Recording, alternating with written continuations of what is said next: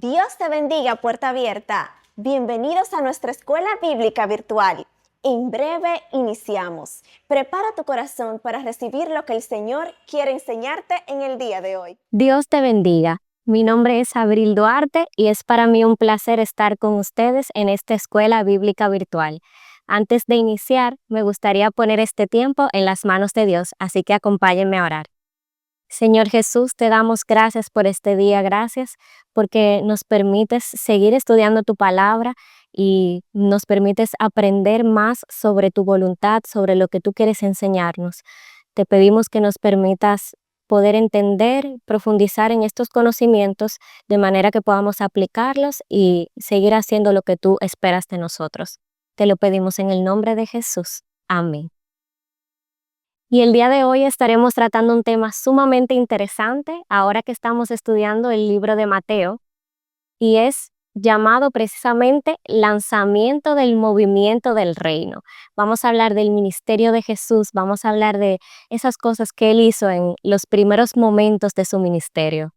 Explicaremos cuáles son los principales aspectos del comienzo del ministerio de Jesús en la tierra y algunos de esos encuentros que tuvo con los discípulos. Como texto base, estaremos leyendo en el capítulo 4 de Mateo, versículos 12 al 25.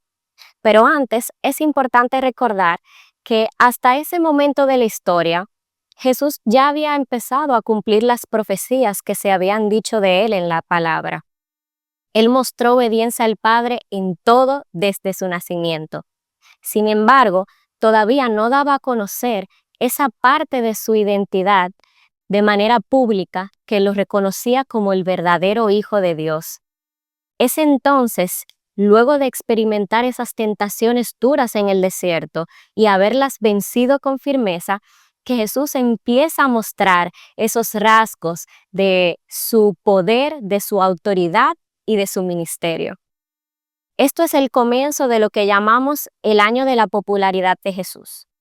Quiero que leamos primero los versos del 12 al 17 de este capítulo 4 de Mateo en la Reina Valera 1960. Dice, cuando Jesús oyó que Juan estaba preso, volvió a Galilea y dejando a Nazaret, vino y habitó en Capernaum, ciudad marítima, en la región de Zabulón y de Neftalí, para que se cumpliese lo dicho por el profeta Isaías cuando dijo, tierra de Zabulón y tierra de Neftalí, camino del mar, al otro lado del Jordán, Galilea de los gentiles. El pueblo asentado en tinieblas vio gran luz, y los asentados en región de sombra de muerte, luz les resplandeció. Desde entonces comenzó Jesús a predicar y a decir, arrepentíos, porque el reino de los cielos se ha acercado. El primer punto que vemos aquí es que al llegar el fin del ministerio de Juan el Bautista, Jesús regresó a Galilea para iniciar su propio ministerio. La amenaza de Herodes Antipas, quien había encarcelado a Juan el Bautista, no impidió que Jesús iniciara su obra en la tierra. Tampoco el hecho de haber sido rechazado en Nazaret, como vemos en el capítulo 13 del 53 al 58 del libro de Mateo, que me permitiré leerlo en la Nueva Traducción Viviente. Dice, cuando Jesús terminó de contar esas historias e ilustraciones, salió de esa región. Regresó a Nazaret, su pueblo. Cuando enseñó allí en la sinagoga, todos quedaron asombrados y decían, ¿de dónde saca esa sabiduría y el poder para hacer milagros? Y se burlaban, no es más que el hijo del carpintero, y conocemos a María su madre y a sus hermanos Santiago, José, Simón y Judas. Todas sus hermanas viven aquí mismo entre nosotros. ¿Dónde entonces aprendió todas estas cosas? Se sentían profundamente ofendidos y se negaron a creer en él. Entonces Jesús les dijo, un profeta recibe honra en todas partes, menos en su propio pueblo y entre su propia familia. Por lo tanto, hizo solamente unos pocos milagros allí debido a la incredulidad de ellos. Qué fuerte esto que experimentó Jesús. Mateo nos relata ese dato importante, ya que este acontecimiento en Nazaret de su rechazo por el pueblo explica por qué fue que Jesús se movió hacia Capernaum. Y si estudiamos bien el mapa de Palestina, vemos que nos indica que tanto Nazaret como Capernaum estaban en la misma región de Galilea, pero aquella, es decir, Nazaret, estaba retirada sobre las montañas. Capernaum, sin embargo, era un centro comercial situado a orillas del mar de Galilea. Las grandes rutas del mundo lo atravesaban. Capernaum sirvió como el sitio ideal para que Jesús iniciara su ministerio, y allí fue donde encontró a sus primeros discípulos. A partir del rechazo, Jesús encontró una oportunidad en un nuevo ambiente donde nadie le conocía. Y esta acción inicial que Jesús hace a partir de ese rechazo que experimentó es un avance a lo que conocemos hoy como el Evangelio del Reino de Dios, que es un reino dirigido hacia los necesitados, como se había dicho desde hacía mucho tiempo por medio del profeta Isaías. El profeta había entendido el plan de Dios de incluir a todas las razas y naciones dentro del reino de los cielos, y ahora Jesús estaba cumpliendo esta profecía. En el verso 15 del texto central de Mateo 4, hace referencia a esto. Dice que él fue hacia Galilea de los gentiles, lo especifica. La ciudad fue designada de esta manera, ya que por mucho tiempo estuvo dominado por los imperios de Asiria y Siria, aproximadamente 5 siglos antes de que esto ocurriera. Por eso, las tribus de ese lugar, aunque eran judías, no eran aceptadas por el resto de tribus. Al dirigirse hacia el otro lado del río Jordán, Jesús anticipó la comisión final que daría a sus 12 discípulos, y es la que conocemos todos: ir por todo el mundo y predicar el Evangelio a toda criatura. Aunque sabemos que desde Mateo 1, en la genealogía de Jesús, ya él había empezado a hacer esto, incluyendo a gentiles, dando la oportunidad de que otras personas también pudieran alcanzar la salvación de Dios. Incluyó 4 mujeres, y también vemos como el carácter de este evangelio es universal, es decir, es para todos. Otro ejemplo es el de los magos que le visitaron, esos sabios del oriente, en el capítulo 2 del libro de Mateo. Ahí vemos varios grupos, personas marginadas, rechazadas, diferentes, pero la profecía de Isaías añadió a otro grupo: los desesperados. Jesús llegó para ser una gran luz de salvación al mundo, sobre todo aquellos que, como describe el pasaje, moraban en las tinieblas del pecado. Para los que moraban en región de sombra de muerte, Jesús les impartió la vida.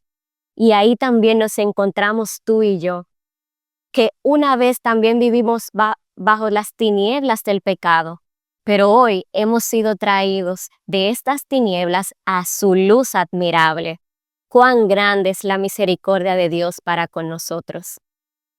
Tanto la predicación de Juan el Bautista como su ministerio fueron continuados por Jesús. No fue algo divorciado, sino que Él vino a, sobre esas bases, seguir preparando el camino y seguir instruyendo a su pueblo para dar una enseñanza sobre un reino diferente. Allí, entre los gentiles, fueron predicadas las mismas palabras que utilizaba Juan entre los judíos. Anteriormente, vemos cómo Juan y Jesús estuvieron unidos en el anuncio y establecimiento del reino de Dios en la tierra. Ahora, el enfoque era que la iglesia en Antioquía también se uniera a ellos en la tarea de establecer ese reino. La iglesia de hoy en día también debe ser fiel a la proclamación del arrepentimiento y la inclusión de todas razas y todos desesperados en el reino de Dios. La primera iniciativa de Jesús fue la de incluir a todos en su reino, empezando con aquellos que son más necesitados. Este evangelio que nosotros seguimos es un evangelio de amor, no es excluyente, sino que está abierto y disponible para todo el que lo necesite. Seguimos leyendo en el pasaje y dicen los versos 18 al 22 que andando Jesús junto al mar de Galilea, vio a dos hermanos, Simón, llamado Pedro, y Andrés, su hermano, que echaban la red en el mar, porque eran pescadores, y les dijo, venid en pos de mí, y os haré pescadores de hombres. Ellos entonces, dejando al instante las redes, le siguieron.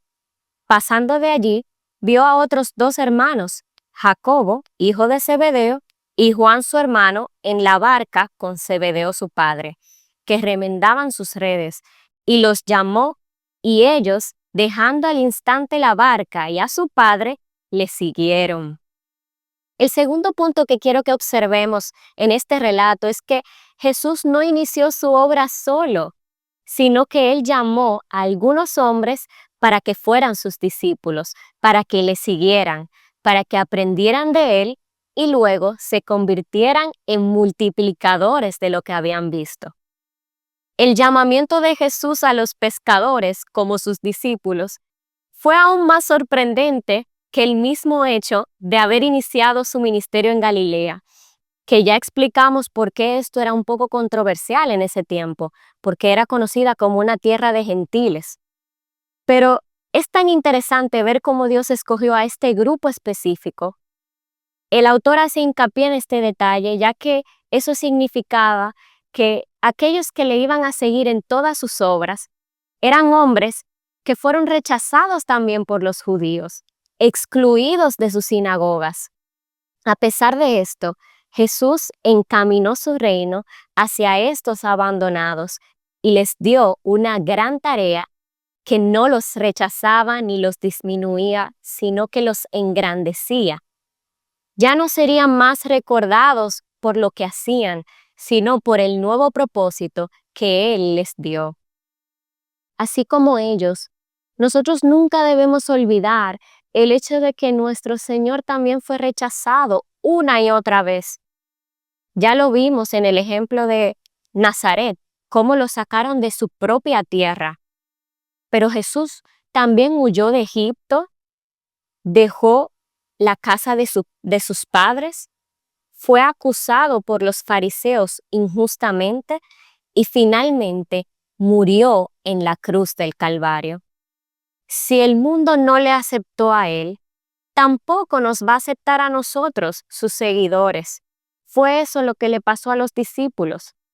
Cuando somos siervos fieles del reino de Dios, nuestro mensaje le parece locura a aquellos que no lo creen, porque exige que cada uno de nosotros, juntamente con Él, seamos crucificados, así como dice en Gálatas 2:20. Jesús también agrega que no solamente tomemos nuestra cruz, sino que sigamos en pos de Él, porque de no hacerlo, no seremos dignos de Él.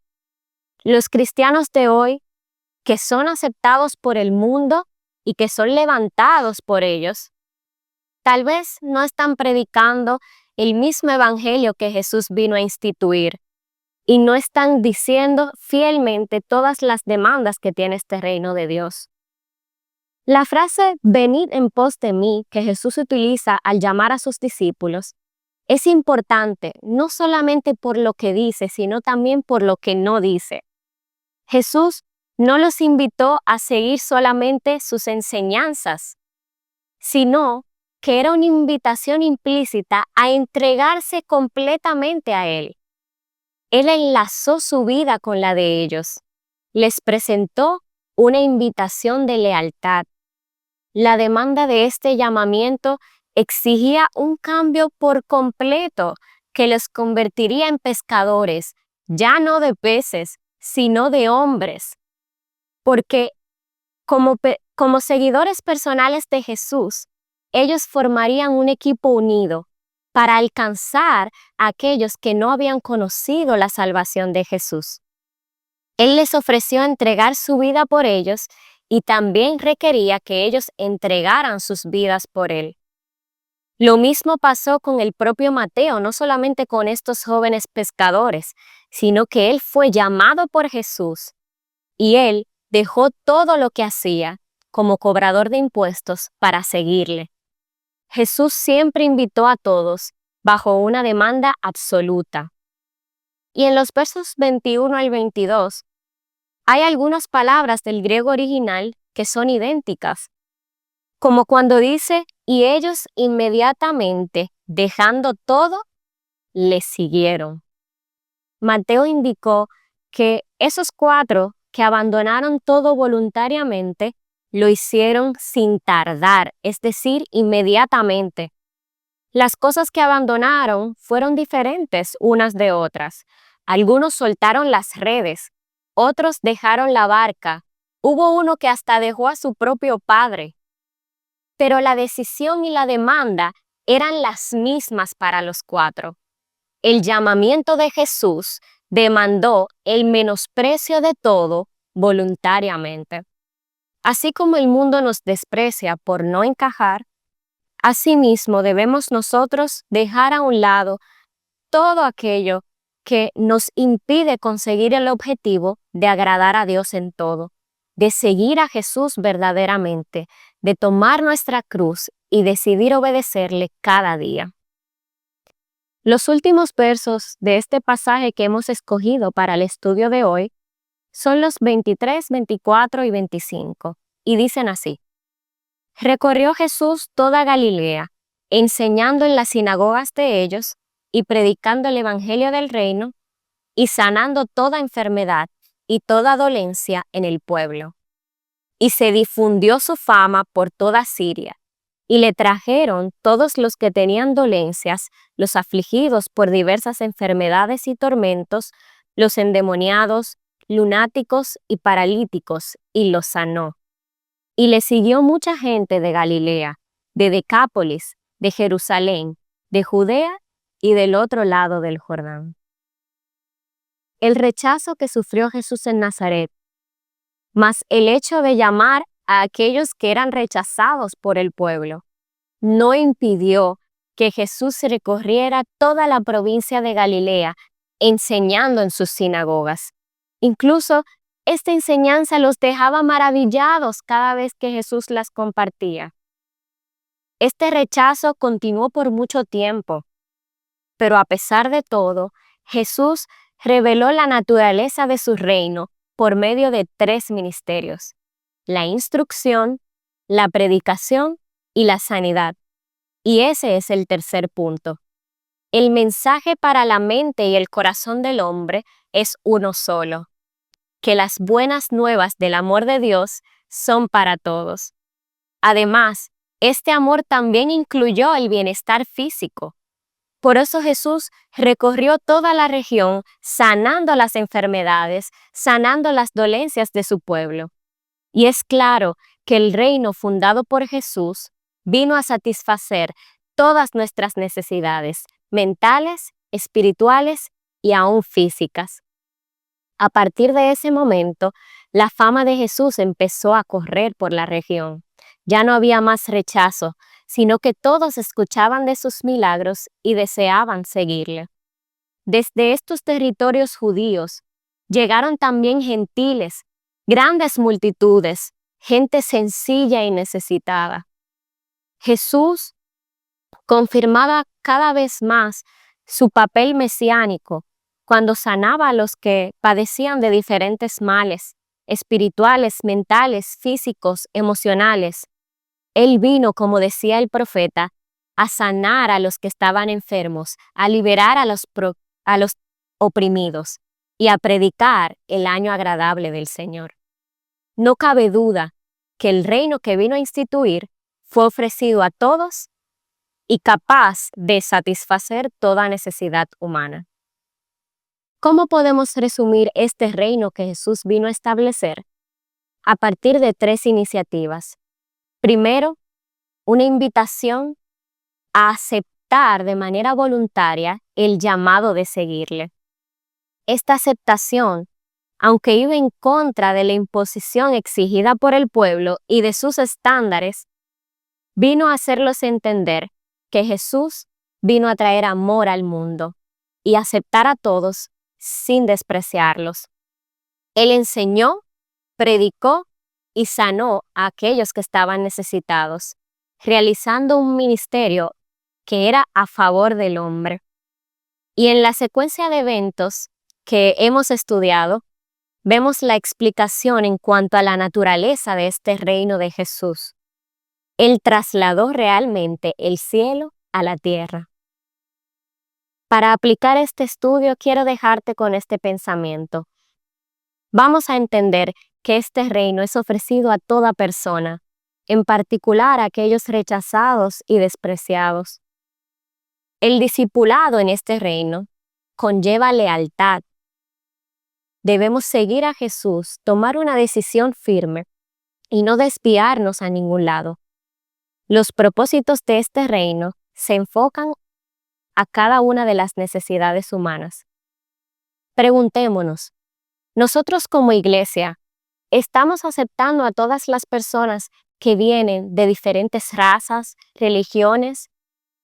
¿Estamos permitiendo que sirvan al Señor de manera voluntaria, con gozo, con entrega? La iglesia está dirigiendo programas para enseñar, para predicar y para sanar, satisfaciendo todas las necesidades del hombre. Hagamos lo que Jesús nos enseñó. Vayamos y mostremos este evangelio de amor para todos. Vamos a orar para que el Señor nos continúe ayudando a hacer su voluntad. Señor Jesús, gracias por enseñarnos a través de tu ministerio que tú eres un Dios misericordioso, que te acercas a los humildes, que te fijas en la necesidad, Señor, de aquellos que parecen ser rechazados. Gracias por traernos de esas tinieblas del pecado a tu luz admirable, por enseñarnos que el seguirte a ti es una decisión que no tiene comparación. Muchos son los beneficios de seguirte. Ahora ayúdanos a poder seguir enseñando, predicando este evangelio, sanando a los enfermos y llevando el mensaje que tú estableciste en la tierra. En el nombre de Jesús. Amén.